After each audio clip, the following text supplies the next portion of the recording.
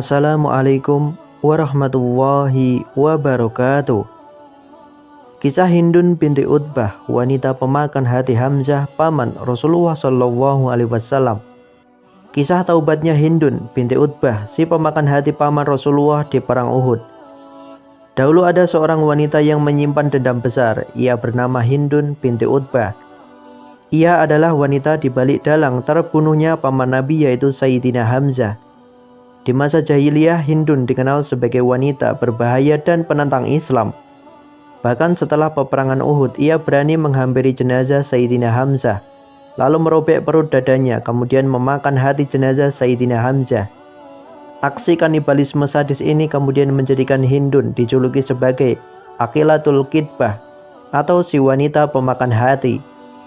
Kronologi peristiwa itu tidak lepas dari masa lalu Hindun sendiri. Hindun adalah wanita terhormat dan berasal dari keluarga terpandang. Ia menjadi istri dari pemuka Quraisy yang bernama Abu Sufyan.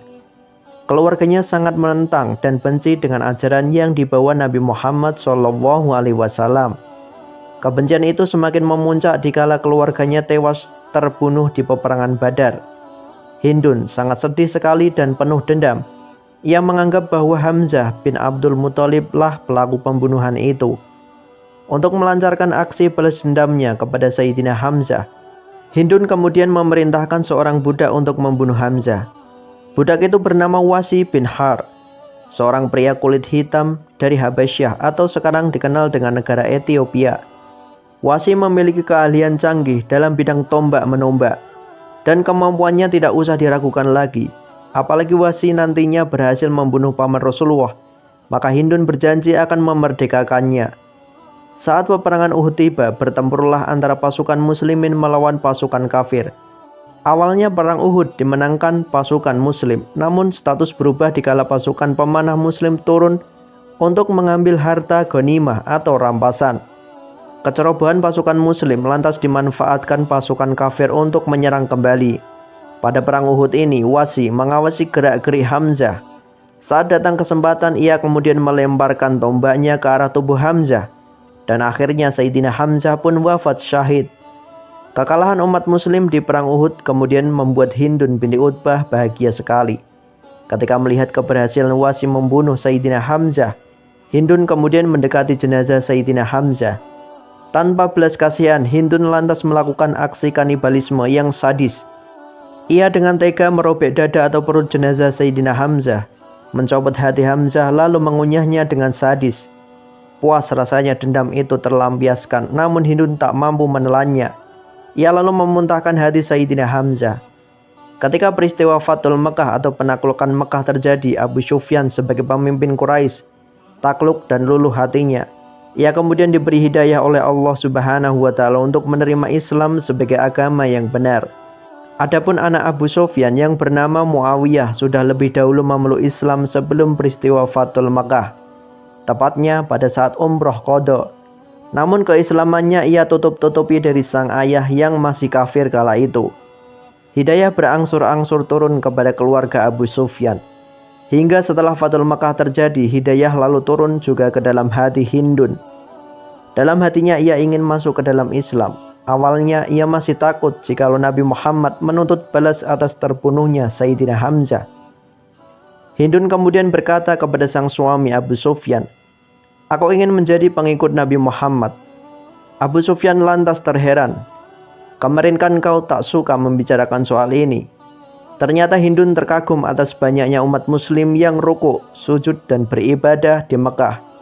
Pasalnya belum pernah sebelumnya hal itu terjadi.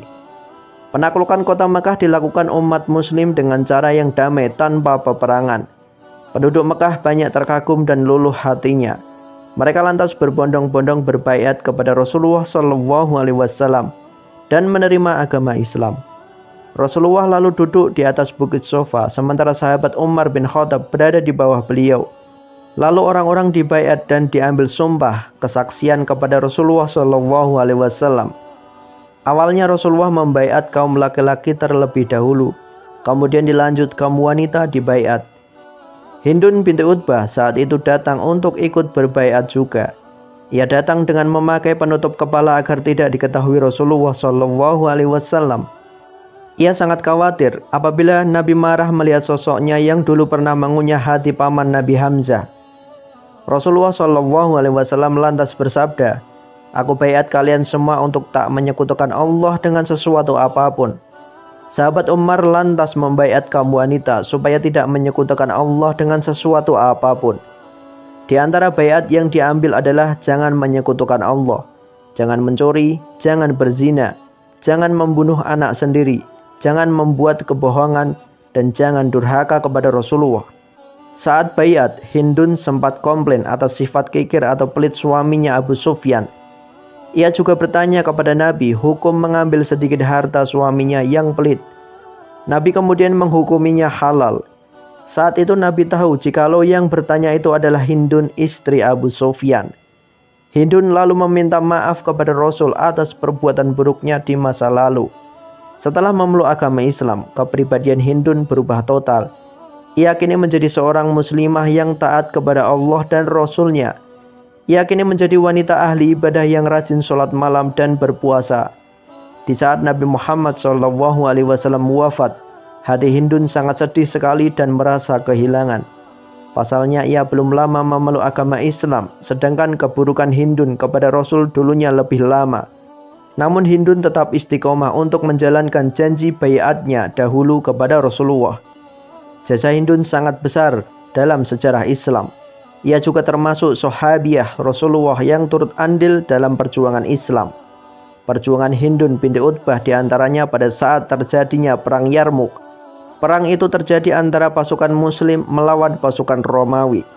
Di saat ada pasukan Muslimin yang kabur dari perang, Hindun dan kaum wanita lainnya ikut berjuang menghalau dan memukuli pasukan Muslim yang hendak melarikan diri dari perang.